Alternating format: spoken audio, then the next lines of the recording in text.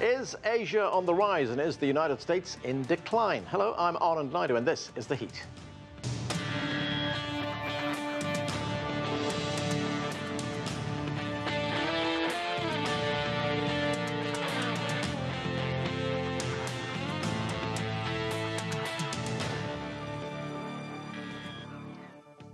Over the last few decades, China and other countries in Asia have been transformed as they benefited from surging economies. Now, some say the growing wealth of Asian nations has potential for changing the balance of international power. Meanwhile, the President of the United States is promising to make America great again. So what does the future hold? Our guest is Gideon Rachman. He is Chief Foreign Affairs Commentator for the Financial Times, and he previously spent 15 years as a correspondent with The Economist. He is the author of the new book, Easternization, Asia's Rise and America's Decline. Gideon, welcome to the show, and congratulations on the book. It's just been published. It's a great read. I read it over the weekend. Let's start first with the term Easternization. Give us a shorthand definition. What does it mean? Well, what I mean in broad terms is that there's been a big transfer of economic wealth towards Asia. At least the balance of the global economy has shifted, so that in 2014, the IMF came up with a ranking of the 4 top economies, largest economies in the world by purchasing power. And China was suddenly ranked number one, and 3 of the 4 largest economies in the world were in Asia. It was China, then the US, then Japan, then India. And that's a big transformation from the world that I grew up in. For example, when the G7 was formed, those were the 7 largest economies in the world, and they were all Western European or North American, with Japan the sole exception.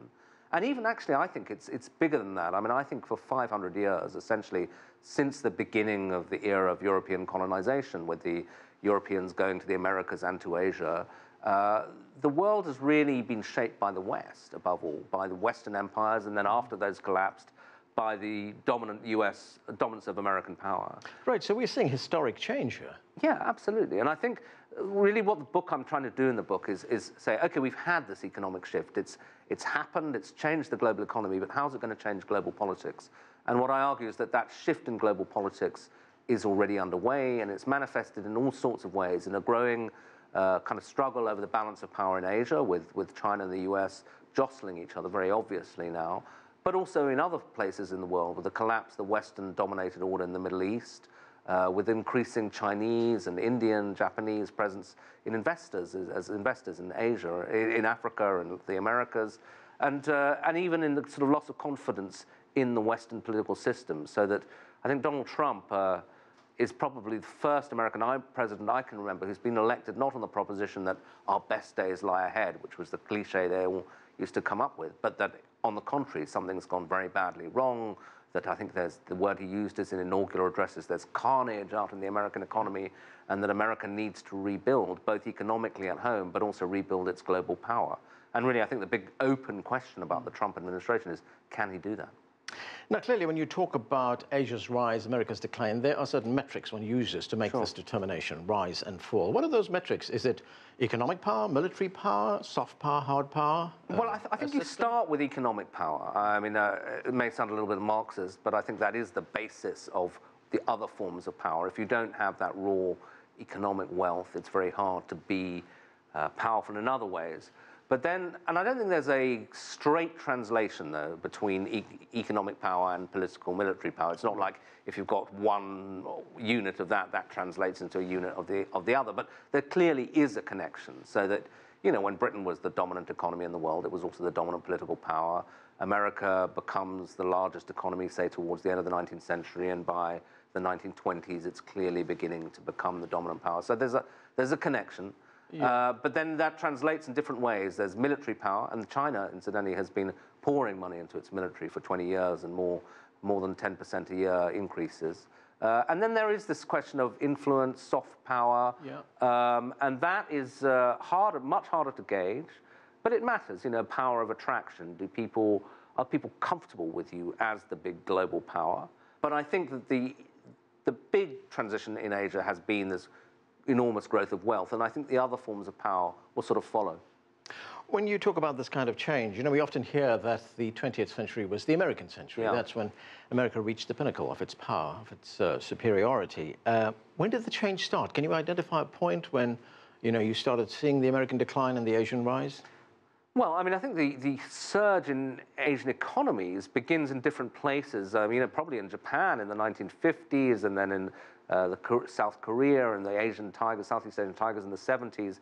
I think that sort of transformative moment, maybe when historians look back, will be though when China and then India begin to follow in a way that pattern of very rapid industrialization that had been established elsewhere in Asia, simply because of the size of these countries. These are two countries of over 1 billion people.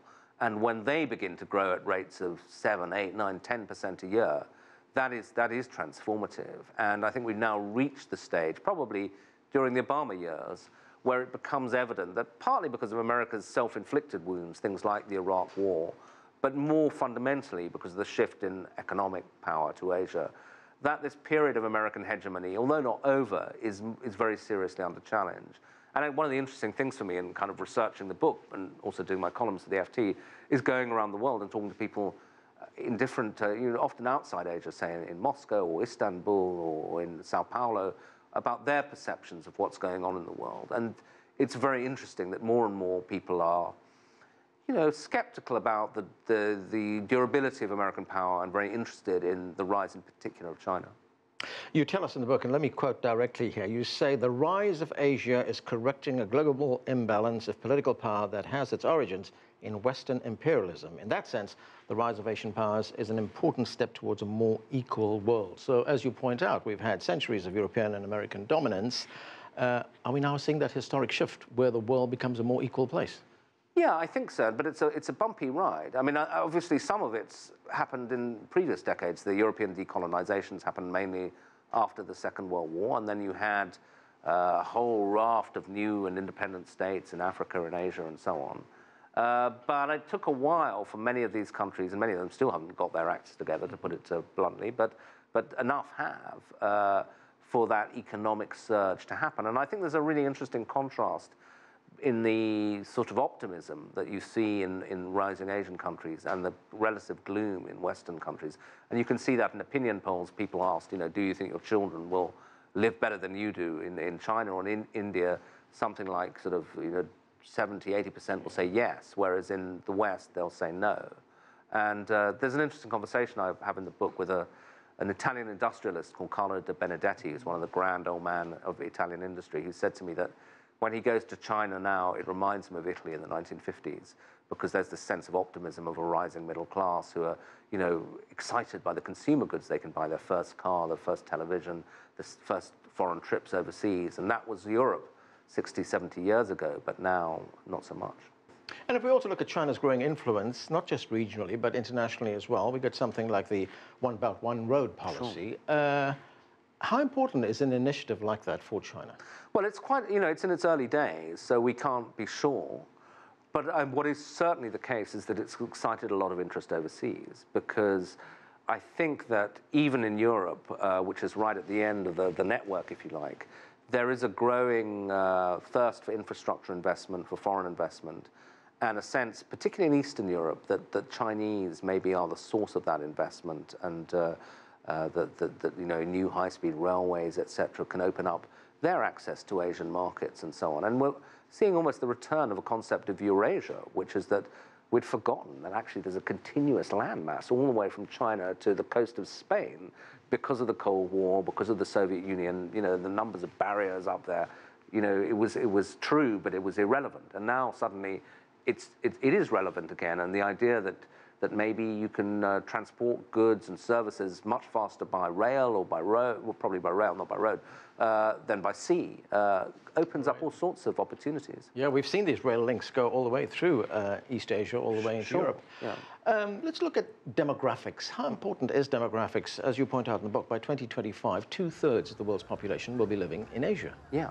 Well, I think it's both incredibly important to the rise of Asia, but also a long-term question mark about China. But on the rise side, I mean, there's a nice phrase by the late Swedish academic Hans Rosling, where he said the PIN code of the world is 4111, by which he meant there's 7 billion people, and there are 4 billion of those live in Asia, and that in a few years' time, 5 billion will be in Asia, and maybe 2 billion in Africa, and the others will remain at 1-1.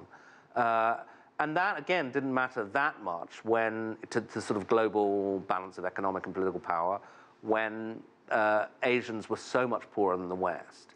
But now, as GDP per capita increases in Asia, that then leads to much larger aggregate economies, so that the Chinese only have to be a quarter as rich as the average American for the aggregate size of the economy to be larger than that of the United States. And that's sort of where we're getting. And so that weight of numbers in Asia, which when everybody was really poor didn't matter, now does matter because you've got a real middle class. So that's really important. I think in the long run, as I say, however, for me, the biggest single question mark about China's future as a future dynamism really is the aging of the society, which I'm sure everybody's familiar with, has discussed. But if that demographic shift takes place in Japan, it's had a very dramatic slowdown effect on the economy and sort of sapped some of the dynamism out of the place. And it'd be interesting to see whether that is also the case in China. And talking about that prosperity, you note in the book that since the end of the Vietnam War, as you write, Southeast Asia has gone through a golden era. Why has foreign trade and investment boomed in Asia while it has not done so well in other parts of the world? I think it's partly people have learned by doing, and that a lot of Western businesses and Asian businesses found that this was a good place to do business. That partly it's a hard thing to put your finger on, but there's definitely an entrepreneurial culture. Often connected actually in Southeast Asia with the overseas Chinese, which then had a very beneficial effect on China because the early stages of investment in China was often driven by overseas Chinese families from Thailand, Malaysia, Hong Kong, who kind of had seen this process unfold and knew the playbook, if you like, about how to do it. But I think that long period of political stability was also very important because in the 70s, Southeast Asia was a tragic place. The Vietnam War, the millions of deaths in Cambodia, and so on. But then when it settles down, you have a long period, and Indonesia, of course, also went through terrible turmoil in the 60s. But when it settles down, you have the stability and the peace, and that then leads to confidence, leads to people thinking more long term. And a lot of the energy, the bad energy that had gone into political conflict goes into economic growth. I want to get your view on something, and I'm going to refer to another book here, and this is a book written by Neil Ferguson, the book Civilization. Yeah. He's a historian at Harvard University, and he says that one of the reasons the West has succeeded in reaching the point where it has is because it adopted certain development practices, development areas, if you could put it that way. He calls them apps, and those apps are science, medicine, property, consumerism, work ethic, and competition. Is there any evidence that you've seen that Asia's adopted these? Yeah, absolutely. I mean, I think one of the interesting things about the rise of Asia, though, is it challenges us in the West to rethink our assumptions about what it is that you need for a successful society, because there is a tendency for us to say, well, whatever we did was obviously kind of worked, and therefore they're going to have to do exactly the same. I think some of the stuff that Asian countries have done is similar, which is allowing scope for the profit motive, some kind of legal framework, encouraging openness, encouraging looking around the world for ideas, that kind of thing, sort of pragmatism, essentially.